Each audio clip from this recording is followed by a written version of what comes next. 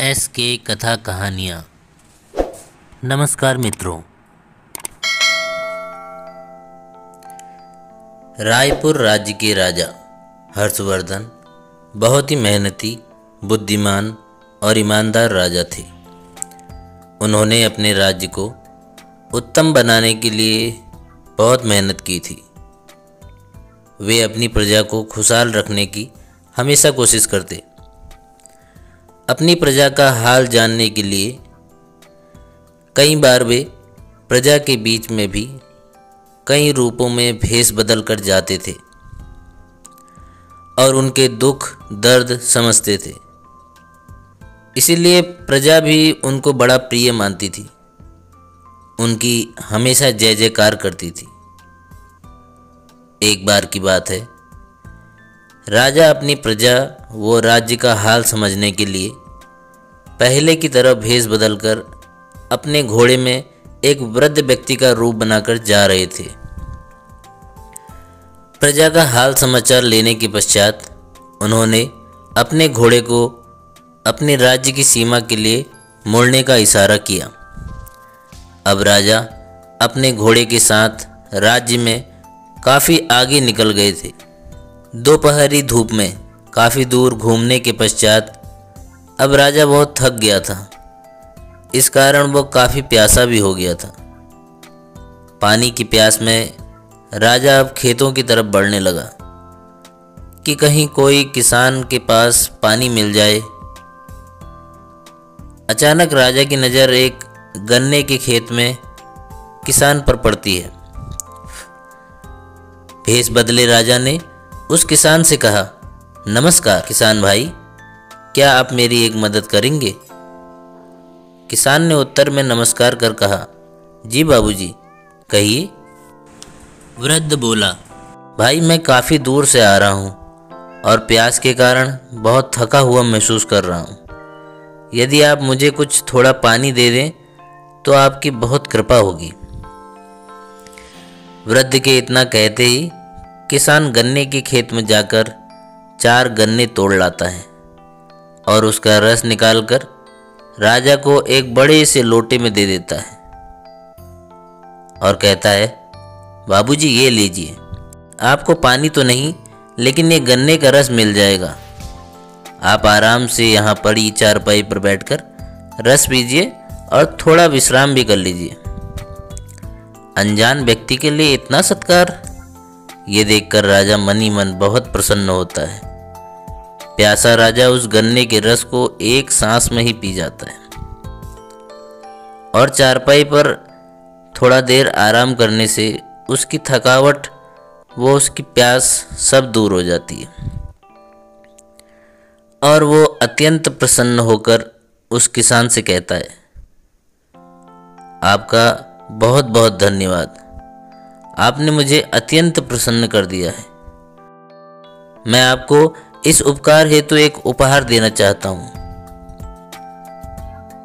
किसान ने वृद्ध से कहा, प्यासे को पानी पिलाना अति उत्तम कार्य है। मैंने कोई आप पर उपकार नहीं किया। मैं आपसे कोई उपहार नहीं ले सकता।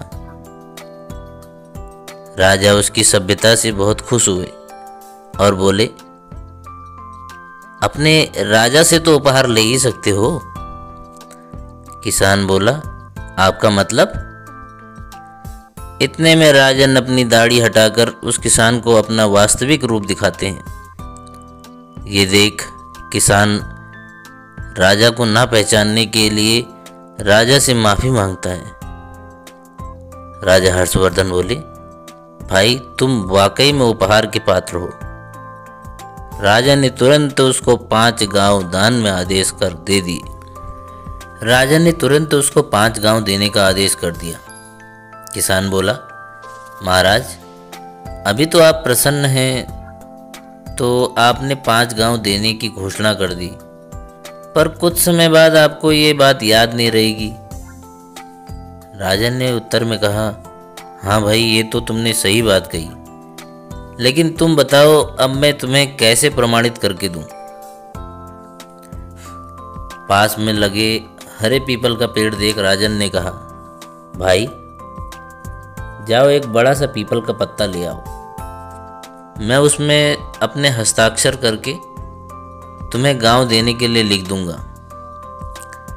तुम ये पत्ता लेकर महल आ जाना, वहाँ मैं तुमको राजपत्र पर लिखकर मुहर लगाकर तुमको प्रमाणित करके दे दूंगा।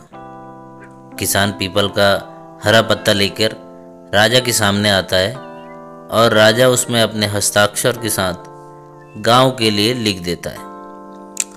राजा बोले, इस पत्र को महल अवश्य लेके आना। किसान ने जाते समय राजा को एक लोटा गन्ने का रस और पिलाया। राजा ने पुनः उसका धन्यवाद दिया और किसान ने राजा को झुककर प्रणाम किया। अब राजा के जाने के बाद किसान बहुत ही प्रसन्नता से झूमता हुआ बोला, पत्नी को यह समाचार दूंगा तो वो भी प्रसन्न होगी। इतना कहकर वो खटिया में लेटकर पत्ते को देखने लगा और कहने लगा, अब मुझे कार्य की कोई आवश्यकता नहीं। इन 5 गांव का लगान से ही मेरी जिंदगी प्रसन्नतापूर्वक कट जाएगी। अब खुली आंखों से उस पत्ते को देखकर उसको पकड़कर सपने देखने लगता है। थकान होने के कारण उसकी थोड़ी देर में आंख लग जाती है। कुछ देर बाद उसी किसान की एक बकरी उसके पास जमीन में गिरे हुए पत्ते खाते खाते आती है और किसान के हाथ में हरा पत्ता देख उसको भी खाने लगती है। किसान हाथ से कुछ खींचता हुआ जान किसान की आंख खुलती है और वह हड़बड़ाते हुए उठकर देखता है कि राजा का दिया हुआ 5 गांव का हस्ताक्षर बकरी खा रही है। अब किसान अपना सर पटक कर अपनी किस्मत को रोता है। रात भर सोचता है कैसे राजा के पास जाऊं, कोई दरबार में मुझे ऐसे घुसने देगा कि नहीं। ये सोचते उसको रात भर नींद नहीं आई। प्रातः काल उठकर राजा के दरबार पहुंचा तो राजा किसी राजकीय कार्य में व्यस्त थे।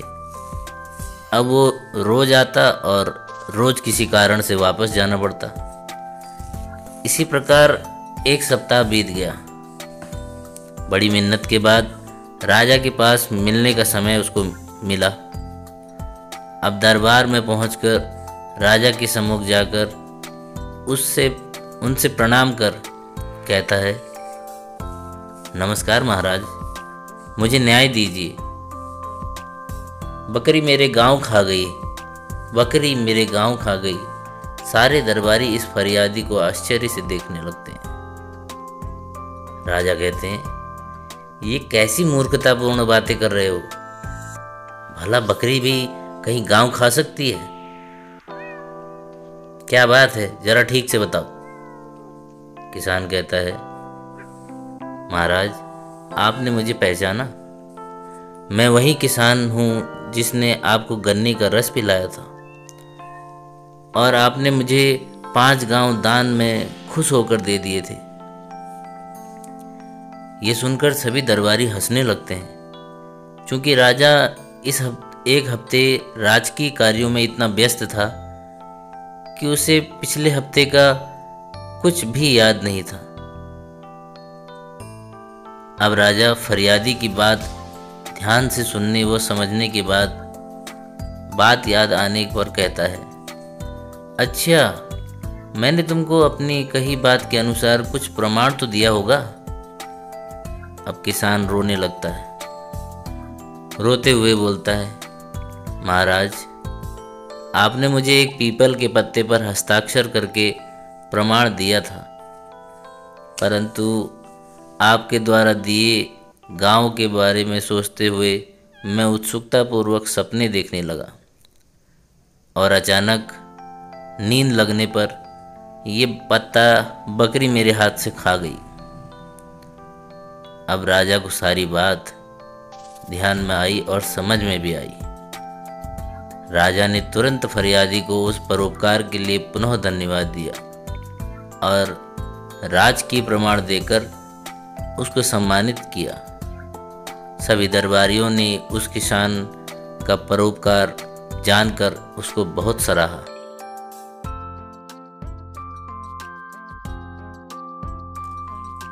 पाठकों, आपका बहुत बहुत धन्यवाद। आप अंत तक जुड़े रहे और आगे भी मैं प्रयास करूंगा ऐसी रोचक कथाएं, कहानियां लाने की। बहुत बहुत धन्यवाद।